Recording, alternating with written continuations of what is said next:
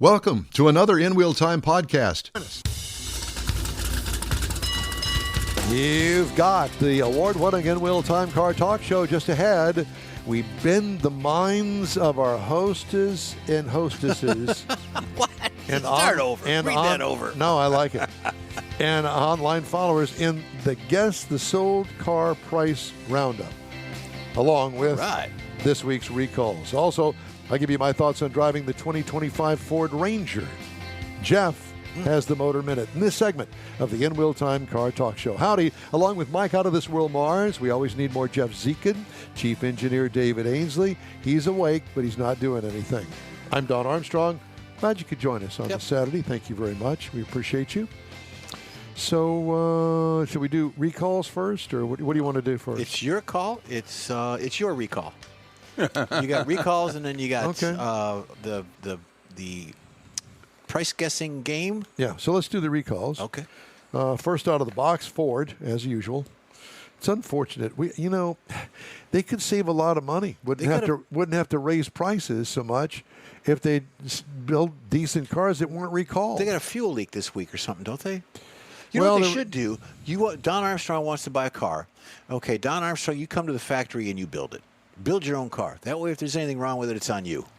Do you know how long No, you got people to guide you. Okay, this bolt goes in there. No. Put that bolt on. That's not going to happen. Do you know it would still take so long for Don Armstrong to do that? He might be finished with his first Chariot by now, much less starting on the next Ford. Do you put the wooden wagon wheels on, or you use We want the optional ones. With the iron tread on it. Iron tread. That's how tires started, because the iron would not wear the wood down. Well, Ford is very well aware of the fact that they get a lot of recalls.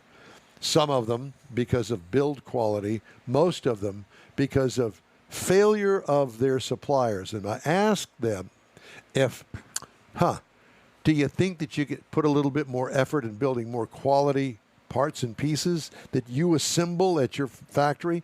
Because, as I've said many, many times, car companies, Ford, GM, Chrysler, they don't actually make the parts. No. It's all farmed out.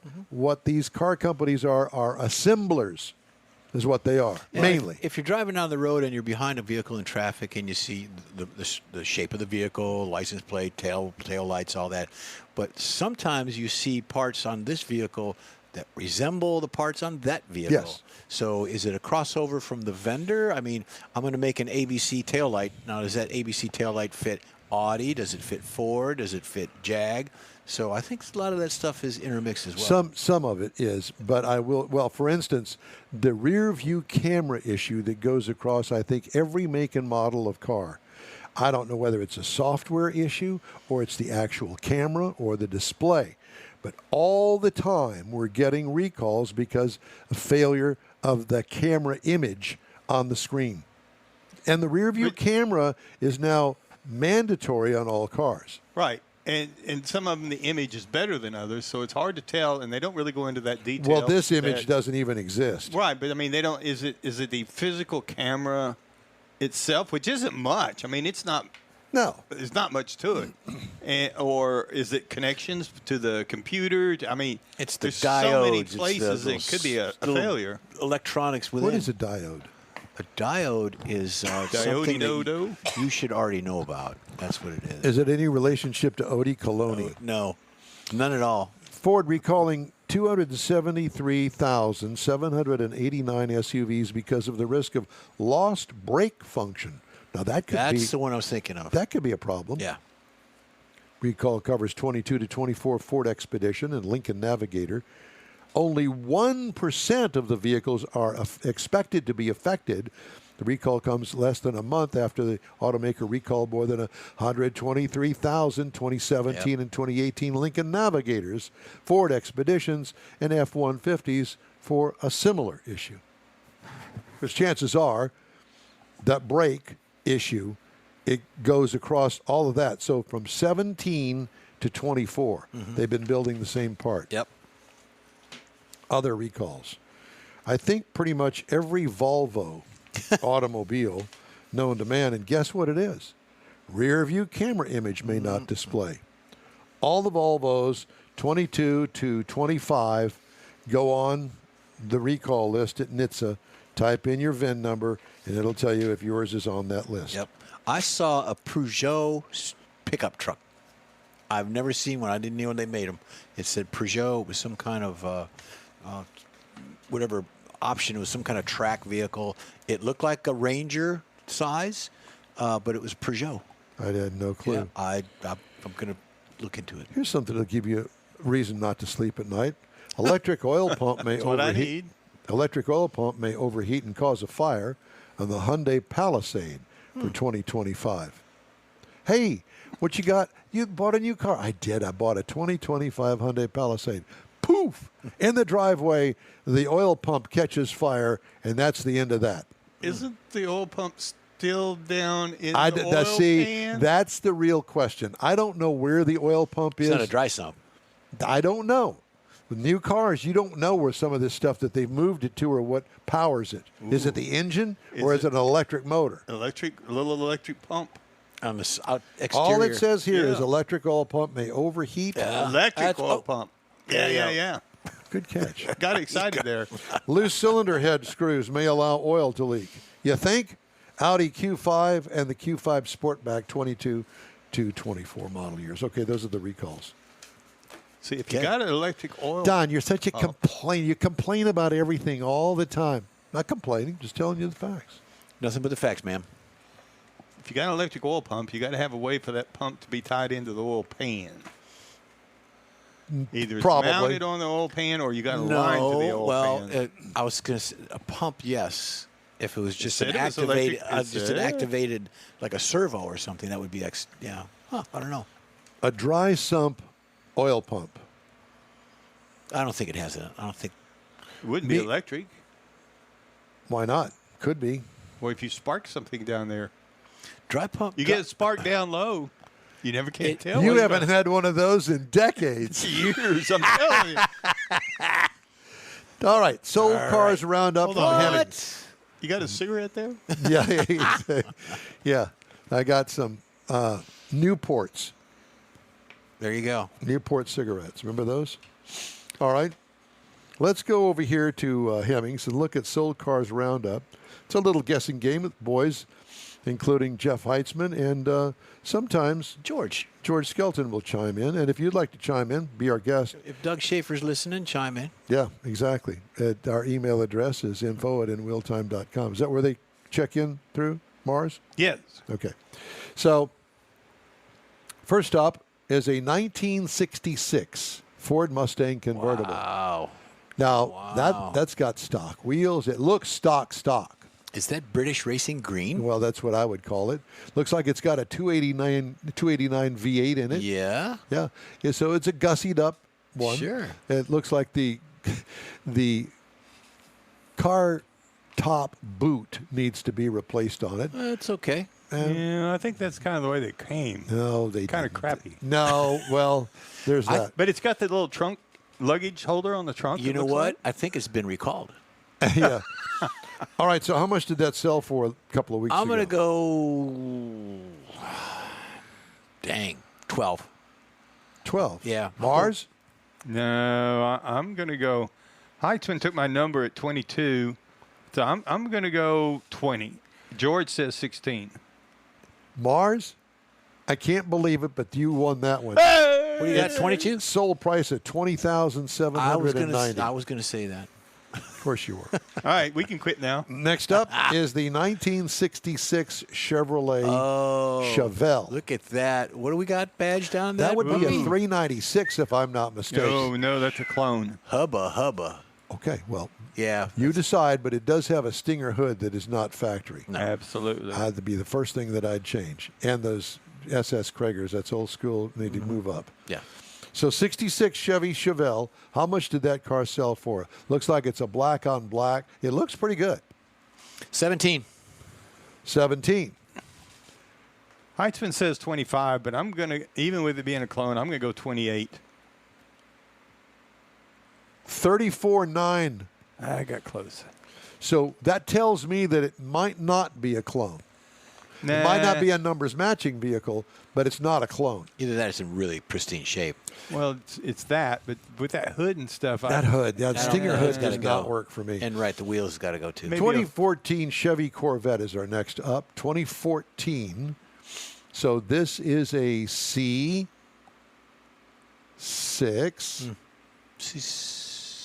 Yeah. Or 7. It's either or. I'll call it a 7. Whatever. 2014 Chevy Corvette. Looks clean, looks stock. Stock wheels, nice chrome wheels. 34. Red. 34. Jeff says 34. Mr. Mars, what do you think? I'd give you about 10 for it. I don't like the headlights and stuff on it. 10? Heitzman says 31, and I probably would say if 38. What did you say, Jeff? 34. 33.6. Jeff wins. George says 35. He came in a little late, but he got it in before you said. So y'all were kind of in the ballpark. All right. We're going to sell it to Mike for 60. I now have a couple of Pontiacs. Oh, let me get to the next one. 2 Pontiacs coming up. The first one here is the 1968 Pontiac Firebird. Pre-chicken. Now, this is a convertible. And if I were a guessing man, I would say this is probably an all original. Up on the hood. Now, you may not agree with me, or I don't know, but you'll find out. 400. Yeah. A 68 Pontiac Firebird. 34. 34. Yes. Mars? I would say 24. Heitzman says 28. So now, as I said, this looks like an all original. $54,600 is what it went for. Yeah. That's a lot of dough. It's a lot of dough for that 68. It's got to be, maybe it's a 4-speed or something in there. I mean, it says it's a 400. I didn't even know they put a 400 Plus, it's a drop top, so. Yeah. That's why I say it's got to be an all original. For $54,000? Yeah. All right, next up, the next Pontiac. Quite different from the 68. This is a 66. The stacked quad headlamps. This, too, is probably an all original. Now, it might not have original paint, but it appears as though it's a stock 66 GTO. What do you think that's sold for? Now, is that a convertible? Yes, it's a soft top. Okay. I'm going to go 32. Okay, 32. Mr. Mars? I'm going to go 28. God, you guys are... Heitzman says 32.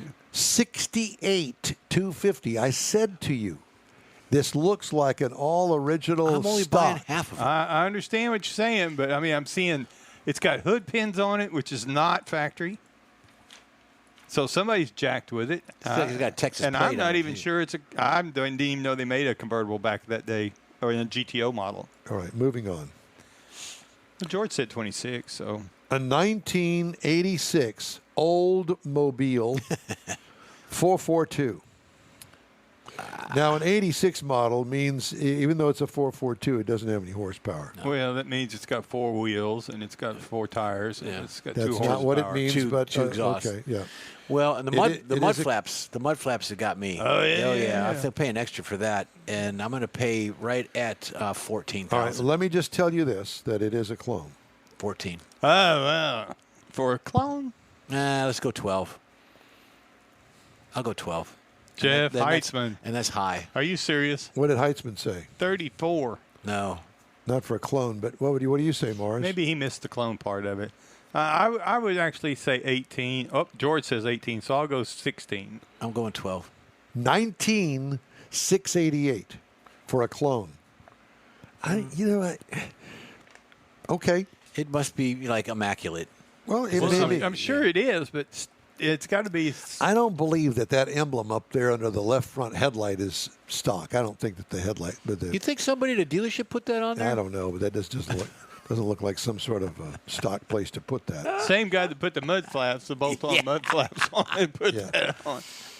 Okay, we're getting down here to the nitty gritty. They're factory. Next up, the Jeep that nobody liked. Oh, square headlight Jeep. Yeah. Yep, square headlight Jeep. No reserve. 1989 Jeep Wrangler, yellow, 2-door, obviously. In '89, they didn't build a 4-door. So it's got the square headlights on it, and it's got some custom touches like that front bumper. I don't know what else it's got, but there you go. Maybe So what do you think that drew? I'm going to give you 8 only because of the wheel chalk on the left front tire. Oh, God. I didn't even see that, but yeah. Well, either that or he's a airline pilot or something. It's on a slope. Yeah. So Oh, my gosh. 1989 Jeep Wrangler. 8. Jeff says 8. Mars? Heitzman says 21. George says 10, and I'm going to say 16. $6,200. Yeah. And if you look close, they've tagged these trees for cutting them down. Look at that. Oh, true. Trees are tagged. Yeah, probably to make room for a bigger garage. Yeah. And Put a real Jeep in it. That's What they make the wooden wheel Okay, chocks next out of. up. This is for Jeff. All right, look at that. This is a 1949 Dodge Wayfarer. I didn't even know that there was such a thing. Yeah. There's a Wayfarer in an Eagle song. Well, there's also isn't there a website that you can go to and buy things on? It's called Wayfair. Oh, Wayfair. Okay. 1949 Dodge Wayfarer. You don't get out much. Wayfarer. How much? Convertible, looks Lord. completely stock. It looks beautiful if you're into Really that does. if you're into that gorgeous. body style. $62,000. Really? Yeah. Okay. Mars, No, I'm thinking like 45. 45. I got no input from the internet yet. Okay. Well, we're just going to move on because I'm going to tell you it went for $22,155. Gosh. That seems like a bargain to me. Yeah, it does. And last up is Jeff's car of the week. A 1975 Buick LeSabre. Yeah. Look at the size of that thing. Baby blue, white interior. It almost doesn't even fit into the picture frame. It's so big. It's a 3-holer, Yeah. a Buick LeSabre 3-holer. 3-holer drop top. Uh-huh. That side marker light is as big as my headlight. How much do you think that car weighs? Oh, probably, I'm thinking 6,000 6,000 pounds. Yeah, pounds. that's a nice round How number. much? 15-inch tires. It's got the dip. I'm going to go 14. Next. Michael? George says 13,250. And I'm going to go 12, a flat 12. All right. This, ladies and gentlemen, is a George Skelton car. I could see him driving through the halls of Temple, Texas, driving this at $8,650. $8,000. The problem is you're going to have to buy a new garage because this won't fit in yours. Yeah. No, it definitely won't fit in mine. I don't even know if it fit on the driveway. You get 3 gas stations to the mile. Yeah. So that's our fun you little go. weekly Hemmings Sold Cars Roundup. We'll try to repeat that again next week. Fun. All right. It's time to take a quick break, shall we? Okay. All right. The In-Wheel Time Car Talk Show continues right after these messages. The Tex-Mex dining experience is defined by Lupi Tortilla, your destination for Texas's best beef fajitas and frozen margaritas. Since 1983, Lupi Tortilla has served authentic and time-tested recipes made with the freshest ingredients. Atmosphere is part of the award-winning experience at Lupi Tortilla, all developed in a little house near Highway 6 and I-10 in West Houston. Visit any of the Lupi Tortillas and you'll see the same attention to detail in each and every location. Start your Lupi experience with queso flammeado and guacamole, along with a classic frozen margarita. Dine on famous Lupi beef and chicken fajitas, or pepper shrimp brochette, or a fish or vegetarian entree, and finish with a scrumptious flan for dessert. Find Lupi Tortilla in Houston, College Station, Beaumont, Austin, San Antonio, and Dallas-Fort Worth. There's a Texas location near you. The recipes are authentic and time-tested. The ingredients always fresh. Lupi Tortilla, he's pretty good. The In-Wheel Time Car Talk Show thanks you for 14 wonderful years. Yep, our first show aired May 7th, 2011 on a local radio station. Then it was a move to the digital world and social media, and you followed. Thank you. We continue to build and grow our fan base, and it's all because of you and your auto enthusiast friends. We appreciate your support. It's always great to see you at our remote broadcasts, and we hope you'll continue to stop by and say hello. It's been a great ride, and we hope to bring you more fun and adventure right here on the In-Wheel Time Car Talk Show. Hey, our last stop on the In Wheel Time Spring Tour happens June 12th. Granbury, Texas is the location. Spring break. For the Lone Star Street Rod Association State Run. That live broadcast will air at a special time, 9 to noon, and we hope that you will join us either in Granbury or on your favorite outlet that you're listening, watching us today. Mm-hmm. Time now for the Motor Minute. Jeffrey has Motor Minute, we're going back to Indy. Last week we talked about some unique facts and things about Indianapolis Speedway. I've got some emails and some information from other people. Hey, what about this? What about that? Well, originally the surface was made of crushed stone and tar, giving it the nickname Brickyard. And there was like over 1 million bricks at one time that were laid in the track. While most tracks have been paved with asphalt, a 1-yard strip of the original bricks remain as the start-finish line known as the Yard of Bricks. We all knew that. The first Indianapolis 500 race, also known as the Indy 500, took place in 1911, has since become the most prestigious race in motorsports history. Memorial Day tradition, besides my birthday, the Indy 500 is traditionally held on Memorial Weekend, attracting enthusiasts from around the world. We did know that. Oval Track. Speedway's Oval Track is a 2.5-mile long track which features 4 distinct turns, short chute, and all that good stuff, which makes it very exciting.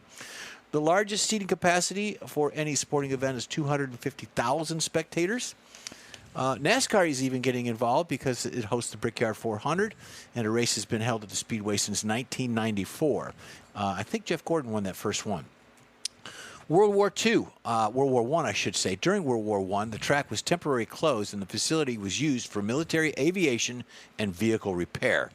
Airmail days, the inaugural U.S. transcontinental airmail service took off from the Speedway in 1918.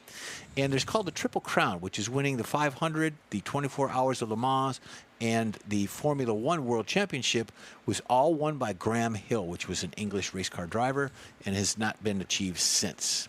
The Pagoda is an iconic control tower that overlooks the track and serves as the central hub for the race management.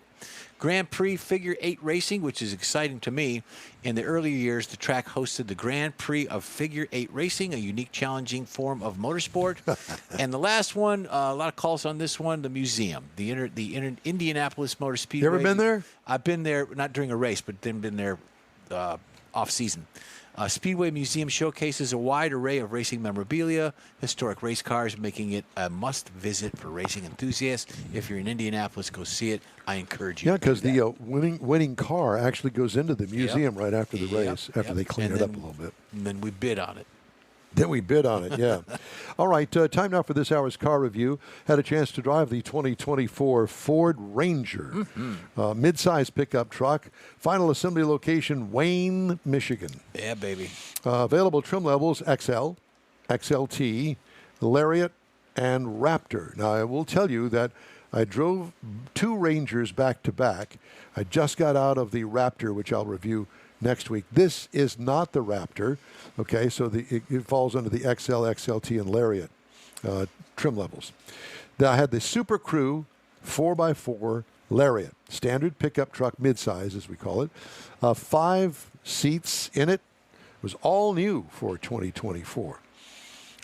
Exterior features Ford-esque styling with attractive grille design. Body side sculpting on regular trims adds to the overall look. And I say regular trims because the Raptor is got different trim and different sculpting on the side. Didn't know that. Had to look. Faux vent on the front fenders, like that. Tailgate and rear lighting are modern and add to its attractiveness. Overall, this truck gets high marks for exterior design. What could use improvement? Nothing. Interior highlights. Again, high marks for interior design. Ford knows trucks, and they know how to build them, and they did a bang-up job on this one. This trim level comes with larger infotainment screen, looks and works great. Cubby above the glove box is really nice. It's a handy feature, especially for your passenger. Materials throughout the cabin are nice, and they're also of the heavy-duty variety. So it's not going to be the lush, plush velvet in Mom's Cadillac in that. What I liked, even the cloth seats are attractive and comfortable. What could use improvement? Some instrument gauges a little bit too small for these old eyes to read clearly. For instance, the gas gauge. Oh, boy. It's tiny, and you've got to really pay attention and look at it. You got to look for it. You have to look for it. And once you get there, okay, where is the gas? Is it a quarter of a tank? I really can't tell. So that matters to you, then complain. 2.3-liter turbocharged four-cylinder that turns out 270 horsepower. You're going, oh, well, that's not much. Yeah, it's matched actually pretty well with this mid-size truck. 310 pound-feet of torque, 10-speed automatic transmission, tow rating 7,500 pounds. That's a lot. Haul rating 1,800 pounds. Now, manufacturer miles per gallon, city 19. It's rated 23 on the highway for combined at 20. I averaged 21.1 miles per gallon over 406.9 miles. What I liked about it, plenty of pep and capability with this engine transmission combination. And the reason that they're able to get away with 270 horsepower is that 10-speed automatic transmission. And we talked to the guy at Stellantis last week that forget the drive ratio in the rear axle these days, they do it all in the transmission. And man, I'm telling you, that 10-speed automatic transmission, sweet. Makes a lot of difference. Yeah, it really does. Ride and handling is great, especially for an unloaded pickup truck, because really to be a true tester, you need to put about 1,000 pounds in the bed and or tow something with it to get the real gist of what that truck is made for. If you're just going to buy the truck because you like the way that it looks, great. You don't have to worry about it. It's still a good ride. But to do it the right way, you got to put a load on it. And I didn't do that. Shame on me. Did you say it was a compact or a midsize? It's a midsize. Okay. The compact is the Maverick. We're going to get to that in just a second. Ride and handling, great in my opinion. What could use improvement? If you want more of this size truck, get the Raptor. You'll understand why when I tell you this. Base trim price, $55,620. Price is tested, $60,050. Base model price, $32,670. Shop this truck if you really are interested in that size truck. Now, competitors, the Chevy Colorado starts at $29,500. Now, the Ford, again, base is $32,670. Base on the Chevy Colorado, $29,500. Toyota Tacoma starts at $33,700, right in the ballpark with it. And the smaller Ford Maverick, and I threw this in there just so you get an idea. The smaller Ford Maverick starts at $23,920. That's $10,000 less on a starting price than the Ranger. Does it have the capability? No. It's a smaller, it's a different truck. But right. I thought it would be interesting to know what's the difference. Well, I like the Maverick, but I like the Ranger, not quite sure. Don't really care about the size as much. Well, the Maverick is definitely smaller, but starts at $23,900. Yeah, so you got the Maverick, the Ranger, the 150, and the price steps up accordingly. Yeah. Yeah. But overall, I really did like it a lot. And, I go back to the original Ranger. You still see those stupid things on the road. They've got to have 1 million miles on them, and the guys that have those, they take care of them. Yeah. And it looks nothing wrong with that at all. You can't replace them. That's right. You can't. And I'm sure that there are plenty of replacement parts available for them as well. All right. If you'd like to get in touch with us, shoot us an email. The address here is info@inwheeltime.com. We're back after this quick break. You own a car you love. Well, why not let Gulf Coast Auto Shield protect it? Houstonian John Gray invites you to his state-of-the-art facility to introduce you to his specialist team of auto enthusiasts. We promise you'll be impressed. Whether you're looking to massage your original paint to a like-new appearance, apply a ceramic coating, install a paint protection film, nano-ceramic window tint, or new windshield protection called ExoShield, Gulf Coast Auto Shield is where Houston's car people go. Curbed your wheels? Instead of buying new, why not have them repaired? How about a professionally installed radar detector? Gulf Coast Auto Shield does that too. Get a peek inside the shop and look at the services offered by getting online and heading to gcautoshield.com. Better yet, stop by their facility at 11275 South Sam Houston Tollway, just south of the Southwest Freeway, and get a personal tour. Gulf Coast Auto Shield is your place to go for all things exterior. Call them today, 832-930-5655 or gcautoshield.com. The award-winning In Wheel Time Car Talk Show now reaches 5.3 million folks each year. Check us out on InWheelTime.com, the Odyssey radio app, YouTube, Facebook, and just about every other entertainment source out there, including our live broadcast every Saturday, 10 to noon Central Time. The In Wheel Time Car Talk Show has informative automotive guest interviews, new car reviews, along with popular features including Jeff's Car Culture, the latest new cars, cruise-ins, and racing dates. It's InWheelTime.com. Join us. That's it for this podcast episode of the In Wheel Time Car Show. I'm Don Armstrong, inviting you to join us for our live show every Saturday morning on Facebook, YouTube, Twitch, and our InWheelTime.com website. Podcasts are available on Apple Podcasts, Spotify, Stitcher, iHeart Podcast, Podcast Addict, TuneIn, Pandora, and Amazon Music. Keep listening, and we'll see you soon.